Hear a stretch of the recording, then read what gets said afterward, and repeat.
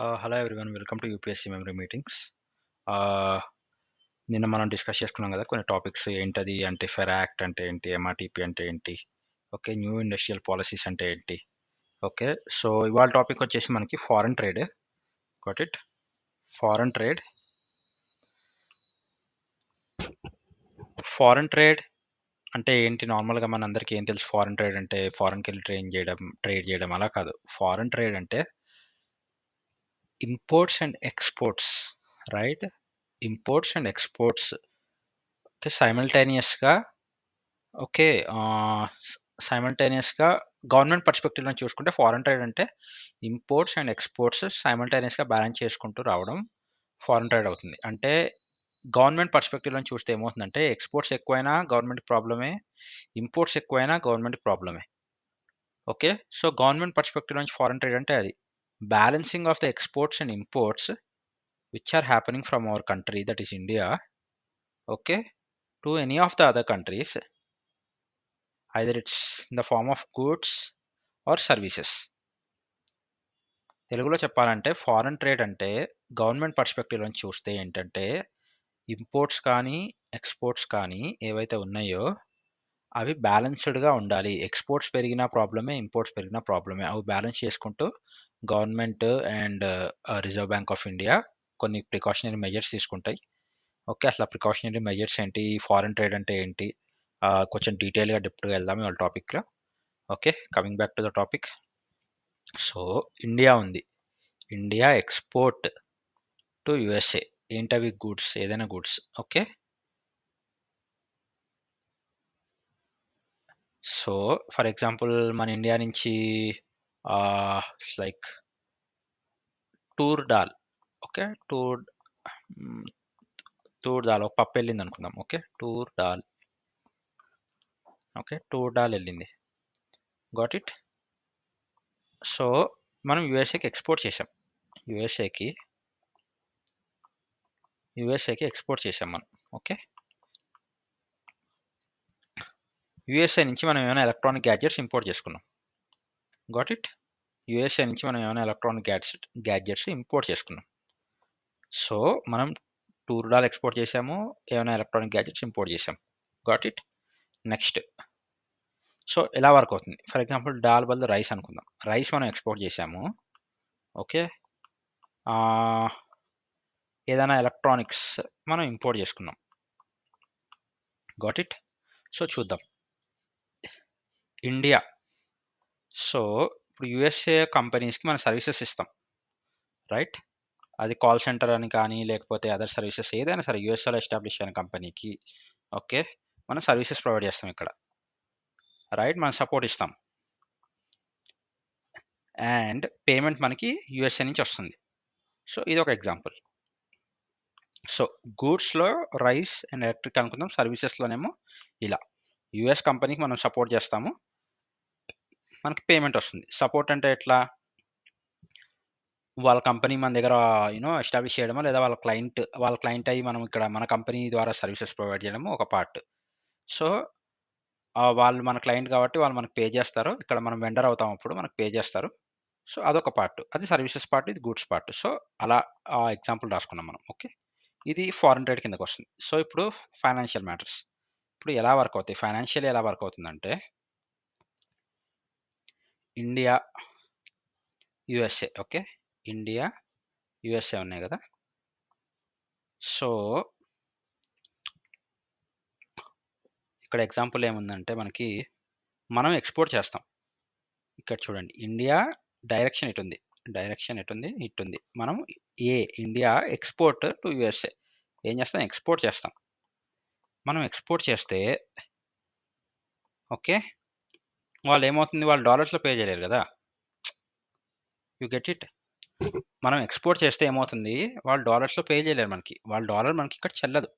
So, వాళ్ళు దేనిలో pay చేయాలి? మనకి రూపీస్‌లో పే చేయాలి. వాళ్ళు ఎప్పుడైతే మనకి రూపీస్‌లో పే చేయాలి అన్నప్పుడు ఓకే, కరెన్సీ కన్వర్షన్ జరుగుతుంది కదా! డాలర్ ఏమవుతుంది? Dollar gets converted. డాలర్ రూపీలోకి కన్వర్ట్ అవుతుంది. సో, ఎప్పుడైతే డాలర్ అనేది రూపీలో కన్వర్ట్ అవుతుందో, రూపీ వాల్యూ ఏమవుతుంది? రూపీ వాల్యూ పెరుగుతుంది. ఇది చాలా ఇంపార్టెంట్, గుర్తుపెట్టుకోండి. రూపీ వాల్యూ పెరుగుతుంది. Got it? ఇది ఎక్స్‌పోర్ట్ సినారియో. Import, okay. మనం ఏమైనా పంపించాం, రైస్ పంపించాము. మనము రైస్ పంపించాం వాళ్ళకి. ఓకే. వాళ్ళు డాలర్స్‌లో పే చేయలేరు. మన కరెన్సీలో పే చేయాలి. మనకి రూపీ కరెన్సీలో సో, డాలర్ నుంచి రూపీకి కన్వర్ట్ చేస్తారు. ఎప్పుడైతే డాలర్ నుంచి రూపీకి కన్వర్ట్ అయ్యిందో, మన రూపీ డిమాండ్ పెరిగినట్టే గదా! రైట్? సింపుల్. వాళ్ళు మన కరెన్సీలో కడుతున్నారు అంటే మన వాల్యూ పెరుగుతోంది గదా! అది గుర్తుపెట్టుకోండి. నెక్స్ట్, మనం ఏమన్నా ఇంపోర్ట్ చేసుకుంటున్నాం అంటే ఎలక్ట్రానిక్స్, ఇగో ఇంపోర్ట్. మనం ఏమైనా ఎలక్ట్రానిక్స్ ఇంపోర్ట్ చేసుకుంటే మనం వాళ్ళకి డాలర్స్‌లో పే చేయాలి. రైట్? మనం వాళ్ళకి డాలర్స్‌లో పే చేయాలి. మనం ఎప్పుడైతే వాళ్ళకి డాలర్స్‌లో పే చేస్తున్నామో, ఓకే. మన రూపీని డాలర్‌లోకి కన్వర్ట్ చేస్తున్నాం.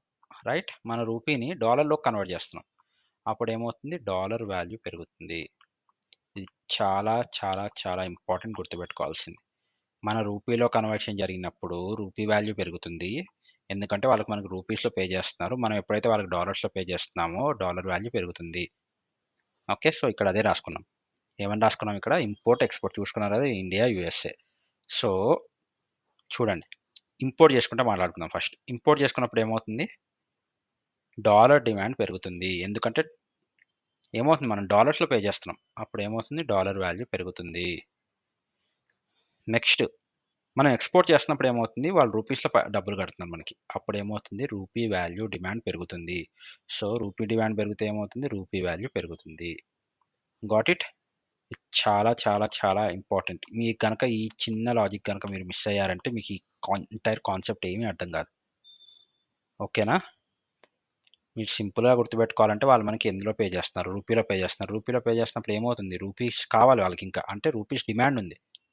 ఓ డాలర్ తీసుకొచ్చాడండి. ఒక డాలర్ $80 అనుకుందాము. ఓ డాలర్ తీసుకొచ్చి వాడు మనకి ఆ డాలర్ ఇచ్చి, బాబు ఇది నాకు డాలర్ కన్వర్షన్ ప్రకారం ఎంతైతే వస్తుందో అంత ఇవ్వమని అడిగితే ఒక యూఎస్ సిటిజన్ వచ్చి మన ఇండియాలో, అప్పుడు మనం ఏమి ఇవ్వాలి దానికి? రూపీస్ ఫార్మ్‌లో ఇవ్వాలి. రూపీస్ ఫార్మ్‌లో ఇవ్వాలి అంటే ఏంటి?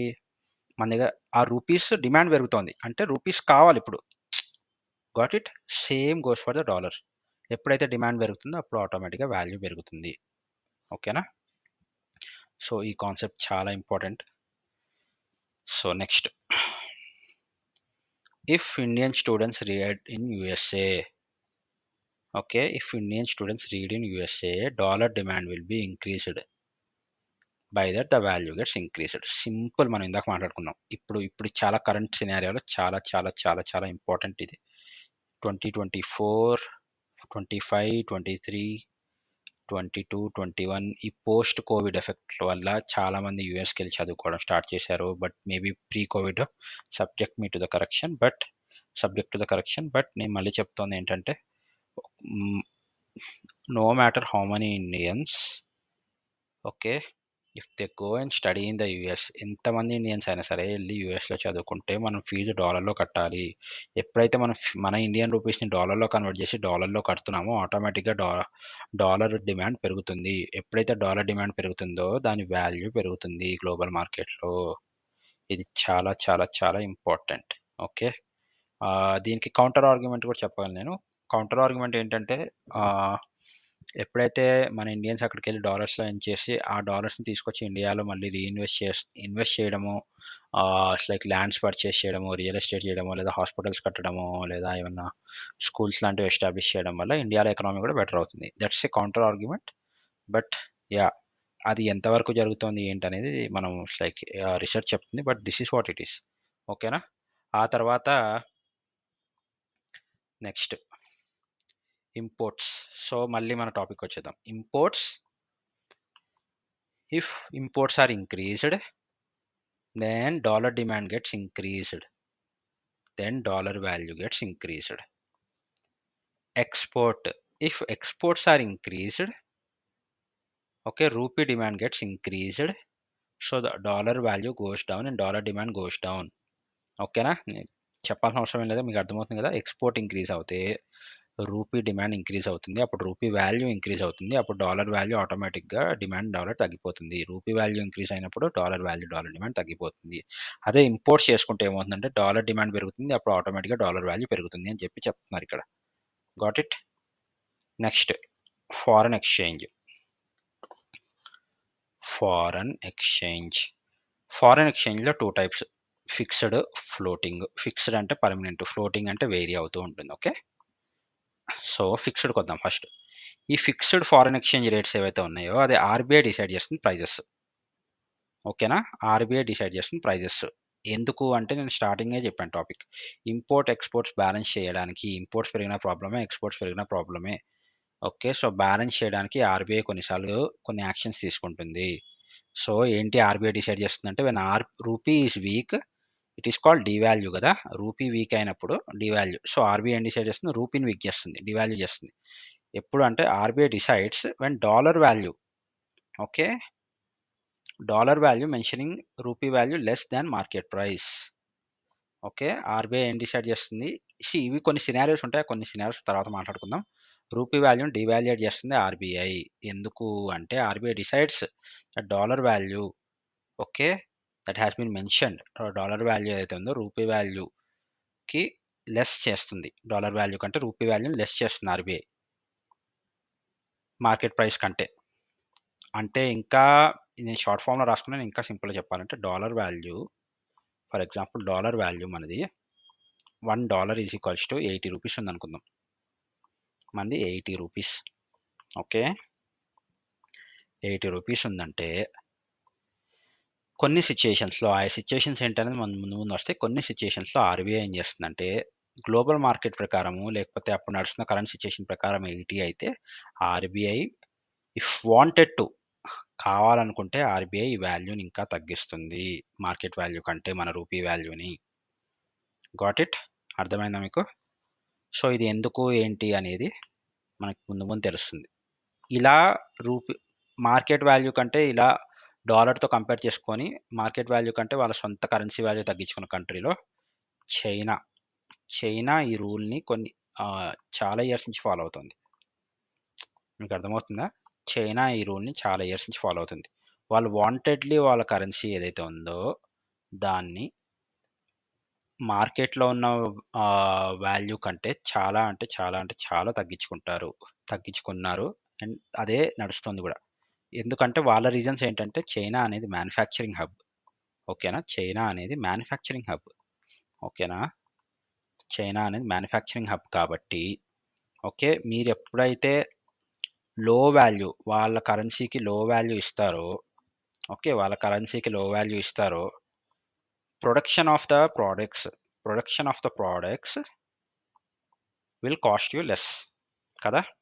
మ్యానుఫ్యాక్చర్ చేసే ప్రొడక్ట్స్ ఏమైతే ఉంటాయో అవి వాళ్ళకి అంటే వాళ్ళకి అంటే ఫారినర్స్‌కి ఓకే. ఫారిన్ కంట్రీస్‌కి తక్కువకొస్తాయి. బికాజ్ మీ వాల్యూ తక్కువ. ఇప్పుడు $1 ఈజ్ 1 యెన్ అనుకుంటా China currency subject me to the correction అక్కడ subject to the correction. $1 is 1 yen అనుకుందాం. సో, చైనా కరెన్సీ యెన్ అనుకుందాం. ఓకే. నేను కరెక్ట్‌గా గుర్తులేదు చైనా కరెన్సీ ఏంటో బట్ యెన్ అనుకుందాం. యెన్ అయితే $1 ఈజ్ రెగ్యులర్‌గా మార్కెట్ రేట్ ప్రకారం 40 యెన్ అంటే ఓకే. 40 యెన్ అంటే చైనా వాళ్ళు దాన్ని $1 ఈజ్ 10 యెన్నే చేసుకున్నారనుకుందాం. అప్పుడు ఏమవుతుంది? 10 యెన్ చేసుకుంటే ఏమవుతుంది? వీళ్ళకి పే చేసేది ఏదైతే ఉంటుందో సో, అంటే ఇక్కడ రాస్తాను ఎగ్జాంపుల్ చూడండి. ఒకవేళ $1 10 యెన్ అయితే గ్లోబల్ మార్కెట్ ప్రకారం 40 అయితే కానీ చైనా 10 అనే డిక్లేర్ చేసుకుంటే ఏమవుతుంది? The amount which the foreign countries has to pay foreign countries కట్టాల్సిన అమౌంట్ కన్వర్జన్ తర్వాత కంపారిటివ్‌లీ గ్లోబల్ మార్కెట్ ప్రైస్ కంటే లెస్ ఉంటుంది. లెస్ పే చేయాలి అన్నప్పుడు ఏమవుతుంది? ఓకే. మోర్ ఆపర్చునిటీస్ వస్తాయి. రైట్? మోర్ ఆపర్చునిటీస్ వస్తాయి. ఎందుకు China became manufacturer for many industries? Toys కొనాలి చైనా. ఓకే. బల్క్‌లో ఏమైనా తీసుకోవాలి చైనా. ఎలక్ట్రానిక్ గూడ్స్ తీసుకోవాలి చైనా. ఓకే. డ్రాప్ షిప్పింగ్ చేస్తున్నారు ఈ రోజుల్లో అమెజాన్‌లో. ఎక్కడి నుంచి తీసుకొస్తున్నారు? China. Ear phones manufacturing China. Semiconductor manufacturing China. Right? Chipset manufacturing China. మన earphones, headphones, boAt ear ఫోన్స్‌లో వాడే చిప్ సెట్స్ కూడా చైనాలో మ్యానుఫ్యాక్చర్ చేసి ఇక్కడ రీబ్రాండింగ్ చేస్తారు. సెమీకండక్టర్స్. Got it? మనం ఇండియాలో అయితే 80% ఆఫ్ ద ప్రొడక్ట్స్ మీరు వెనకాల చూస్తే దాని వెనకాల మేడ్ ఇన్ చైనా ఉంటుంది. యాపిల్‌లో గూడా చాలా వరకు యాపిల్‌లో ఉండే యాపిల్ మొబైల్‌లో ఉండే లోపల ఇంటర్నల్ చిప్‌సెట్స్ కానీ, లేకపోతే చిన్న చిన్న సెమీ కండక్టర్స్ కానీ whatever it is, few of them are manufactured in China. యాపిల్‌లో ఉండే వాటిలో గూడా కొన్ని చైనాలో మ్యానుఫ్యాక్చర్ చేసి తర్వాత అసెంబ్లింగ్‌లో దాన్ని యూఎస్‌లో జరుగుతుంది. రైట్. ఎందుకు అన్ని కంట్రీస్ అంత ఇంట్రెస్ట్ చూపిస్తున్నాయంటే, they reduced their currency value comparing with the global market. So that number of investors, okay, వాళ్ళకి సర్వీస్ ప్రొవైడ్ చేయడం వాళ్ళ ఇంపార్టెంట్ కాదు. చైనా సర్వీసెస్ ప్రొవైడ్ చేయడానికి లేదు. చైనా సర్వీసెస్ ప్రొవైడ్ చేయాలి అంటే చైనీస్ సర్వీసెస్ ప్రొవైడ్ చేయరు. మన ఇండియా సర్వీసెస్ ప్రొవైడ్ చేస్తుంది ఫారిన్ కంట్రీస్‌కి. వేరే వేరే కంట్రీస్ కూడా ఉన్నాయి సర్వీసెస్ ప్రొవైడ్ చేసేవి. బట్ చైనా సర్వీసెస్ ప్రొవైడ్ చేయదు. చైనా ఏం ప్రొవైడ్ చేస్తుంది? వాళ్ళకి గూడ్స్ ప్రొవైడ్ చేస్తుంది. గూడ్స్ ప్రొవైడ్ చేయడం అంటే గూడ్స్ మ్యానుఫ్యాక్చర్ చేస్తోంది. గూడ్స్ మ్యానుఫ్యాక్చర్ ఎందుకు చేస్తోంది? Okay. Because it's a manufacturing hub and they are interested in manufacturing. వాళ్ళు manufacturing capital of the world. Right. మనం I don't know if you're service capital of the world, but మన services provide చేస్తాం. So ఎప్పుడైతే if you are paying less and నీ global ఎకనామీలో నీ వాల్యూని నువ్వు తగ్గించుకుంటున్నావు, నీ కరెన్సీ వాల్యూ నువ్వు తగ్గించుకుంటున్నావు అంటే అవతల వాళ్ళు నీకు, I mean they are purchasing you for cheap అని బయట కంట్రీస్ అనుకుంటాయి. We're getting more and more opportunities and investments because of this అని చెప్పి చైనా అనుకుంటుంది. And China economy, it's a third world economy now. Okay. Asia, US and European Union కంట్రీస్తో సమానంగా China is now growing. So one of the main reason is China becoming manufacturing hub.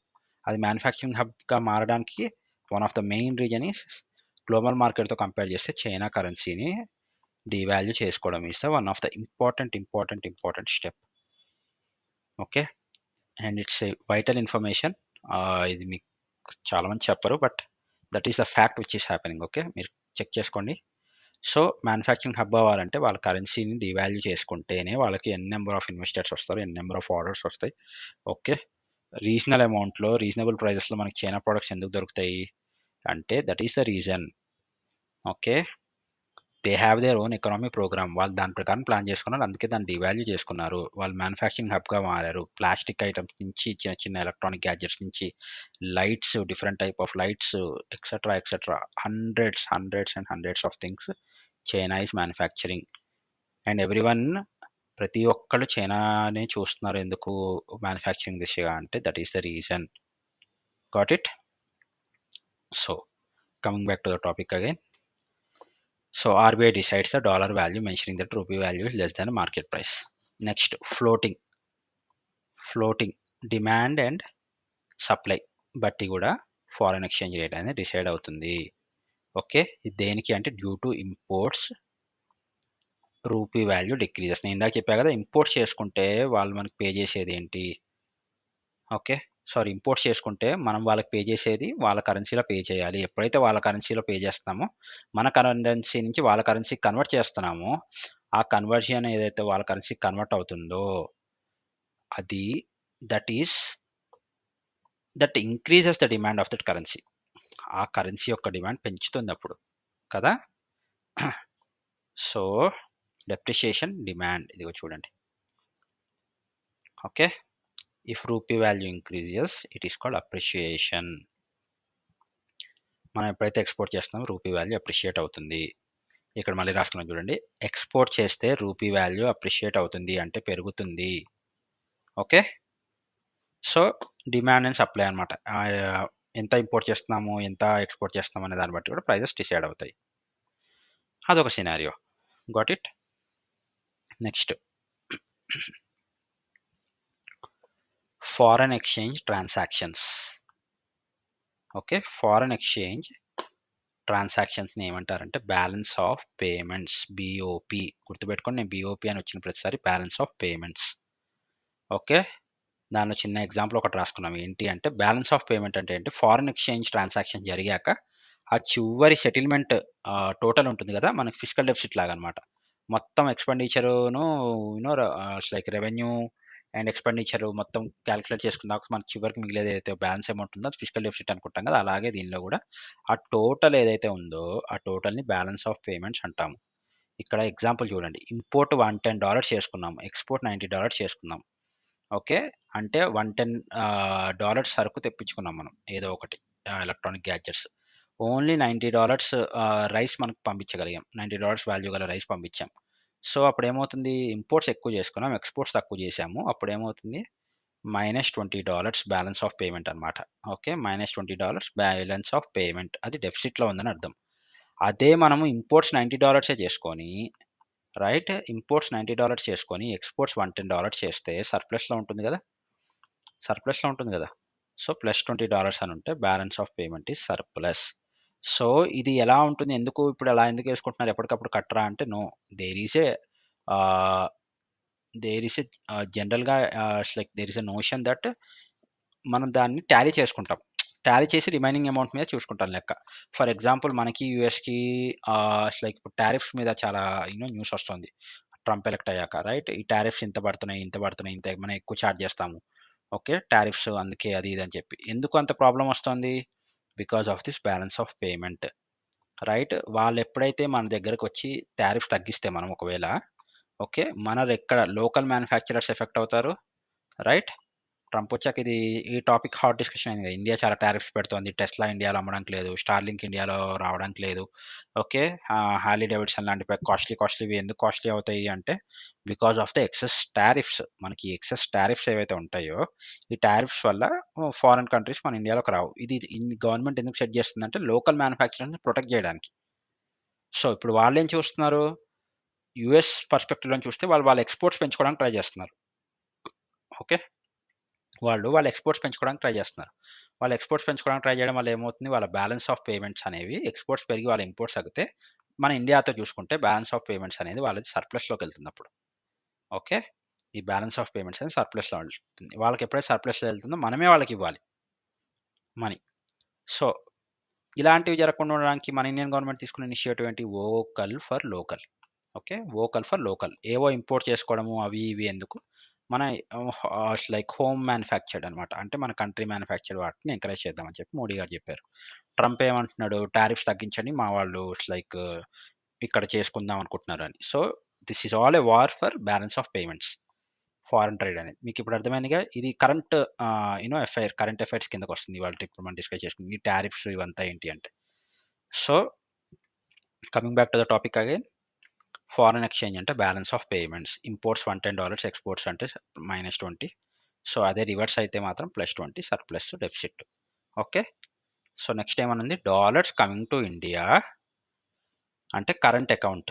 Dollars ఇండియాలోకొస్తే current account. అంటే short or recurring అనమాట. ఇప్పుడు for example ప్రతి నెల మనం వాళ్ళకి రైస్ పంపుతున్నాం.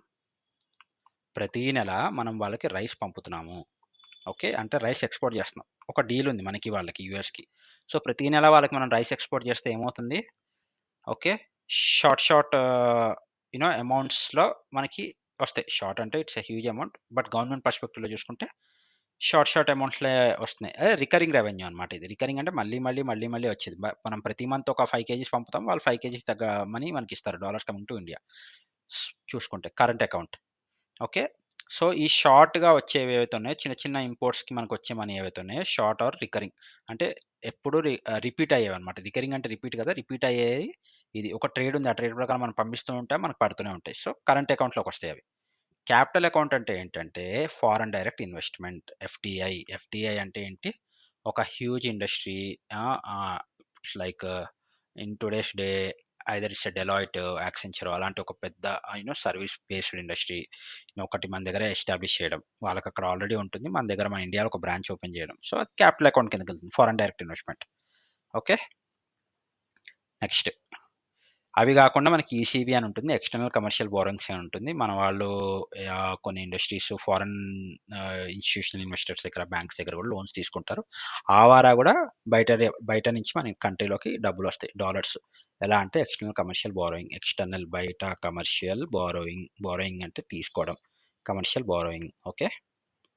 సో, ఈ టాపిక్ మీకు ముందొస్తుంది. ఎక్స్‌టర్నల్ కమర్షియల్ బారోయింగ్ అంటే. Got it. సో, ఇది ఫారెన్ ట్రేడ్. మనకి నెక్స్ట్ టాపిక్ ఏంటంటే బ్యాలెన్స్ ఆఫ్ పేమెంట్ నేను చెప్పా కదా! బీఓపీ. ఇది balance of payments, balance of trade, twin deficit, FERA మీకివన్నీ నేను నెక్స్ట్ టాపిక్‌లో చెప్తాను. సో, కావాలనే నేను కట్ షార్ట్ చేస్తున్నాను. చిన్న చిన్న టాపిక్స్‌లో చెప్తాను. సో దట్ మీకు కాన్సెప్చువల్ క్లారిటీ బావుంటుందని, తొందరగా గ్రాస్ప్ చేసుకుంటారని.